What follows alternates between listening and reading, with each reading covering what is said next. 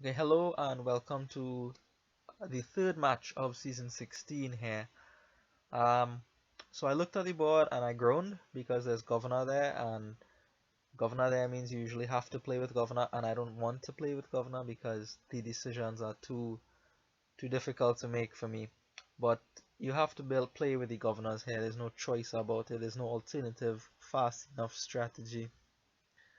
So what are you going to do? Build the governor deck, right? So how do you build it? My first thoughts was, okay, I'm going to open Forager because that is excellent in a governor game, getting you thin, getting you plus buy, and providing you with money. So I'm going to open with the Forager, yeah. And I was thinking Forager Silver, just to get the governors going as quickly as possible. Workshop doesn't do much really, aside from gain the odd mining village maybe. But my opponent opened Peasant, and then I thought about it, and I said, the peasant will evolve into a disciple, and that'll be good for your governors. So I decided to pick up a peasant instead of the silver there with that idea in mind. And also with teacher around, you could stick the plus card token on governor, and then it becomes so strong, incredibly strong, broken even. So my opponent picks up a second forager there, and an interesting happened on turns 3 and 4 for us. My peasant missed, whereas my opponent's forager missed. So I think my opponent came out on the better end of that deal. I would much rather have the forager miss than the peasant miss. You want to evolve that thing, the peasant that is, as soon as possible. So I trash away an estate here, and I'm going to pick up a second peasant at this point. A bit hesitant because it is a second terminal in the deck, but I think it's worth it. I need one to be a teacher and one to be a disciple at this point. So I get the second peasant. My opponent is able to convert their soldier there. They pick up a couple more peasants. Now I wasn't sure what they were going to do with all these peasants. That's two extra peasants, and they opened with a peasant. So I really wasn't sure. But they have the mining village, so they can at least support the peasants, and to get them into disciple will be very, very, very good. So I presume that's what they're going for, although I don't really think it was worth it at the time because I have a couple opportunities here to pick up double peasant. This is the first of them, and I go for a mining village at this point. I have two terminals, so I want to support them. That's why I bought that. My opponent picks up another peasant, so this is what, four peasants for my opponent. It's just insane number of peasants. What do you want to do with all these peasants, man? I don't know. I didn't see much point in it, but we'll see how the game goes along. My opponent gets to 5 first here, sticking a couple peasants in play. So that is quite good for them. Picking up the governor, of course, and here I am going to blow up one of my mining villages so that I'm able to get to governor. Really, that's the main reason I bought those mining villages. It is just better than silver in this case. So my opponent gets to another governor, and I do here as well. At this point, when I saw the soldier discard, or force my opponent to discard, I thought to myself, well, I could play that at the end of drawing with my governor and make my opponent's hand less good. So yeah, now I want another peasant, right? So maybe this is what my opponent is going for, a bunch of soldiers, so that it is the equivalent of governor and militia, and is a lot of money if you could play about 3 or 4 soldiers in a row. Maybe that's what they're going for. Anyway, outcome the governor decisions. Here, I still can't buy a governor, so I'm going to draw until I can buy a governor, and I'm able to do so here. I get rid of those 2 estates, and in fact, I'm able to buy the peasant alongside it, so very happy about that. I can get my solitary soldier at this point, whereas my opponent could get 3 or 4 of them. And I haven't been grabbing enough of the governors to make um,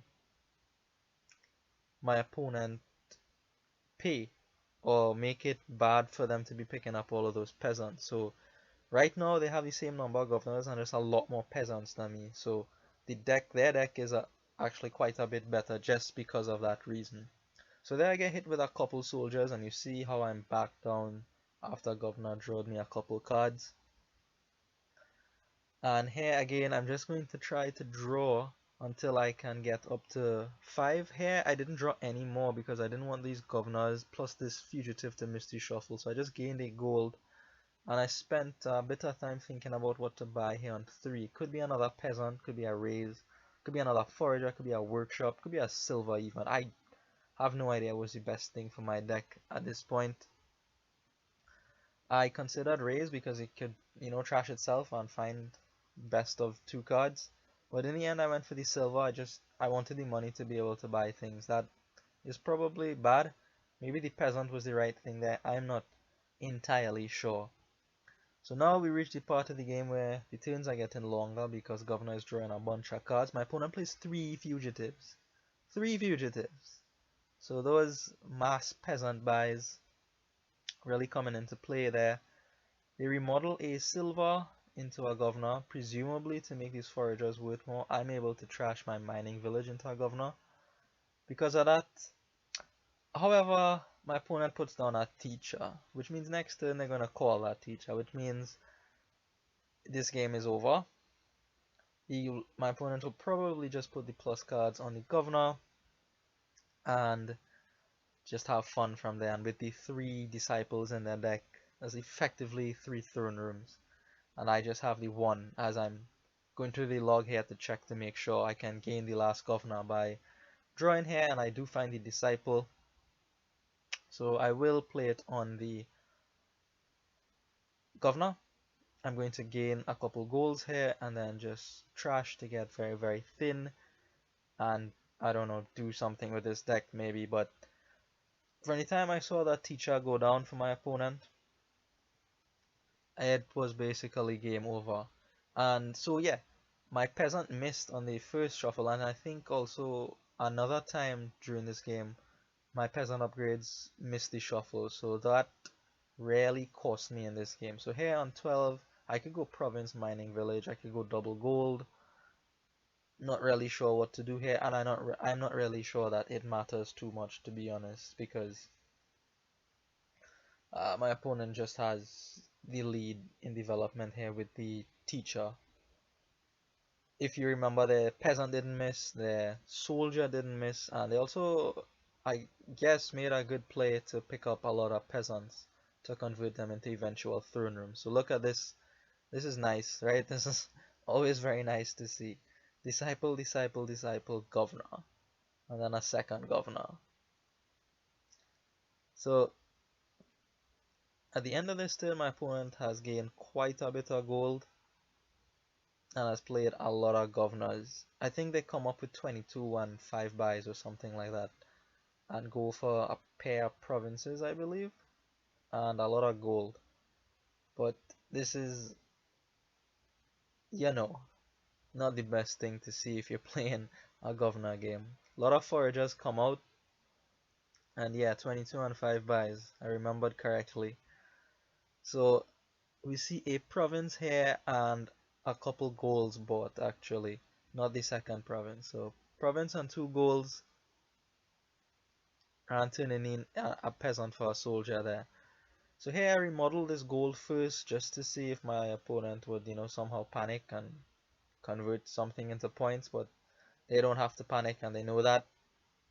This is not the best draw for me with the governor. I'm hoping to find my disciple, but isn't the last card, the last 2 cards with the last card of my deck there. So I just, get a few provinces by remodeling here, and I pick up another one, coming up with 15. Province and duchy. The estate is not going to matter if my opponent can get all 4 of those provinces. All I can hope for is that they draw a bunch of gold together, and you know what, they did. But the unfortunate thing is I only have a disciple with some money here, no governor to save me and maybe make a match out of this game, if you understand what I mean there. So I decide to call the teacher to put the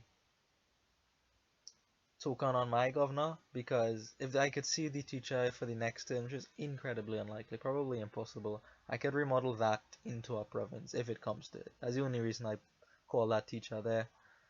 And after seeing my opponent trash these couple of mining villages and play a Disciple on a Governor. I figure they have it with the amount of gold they have in their deck.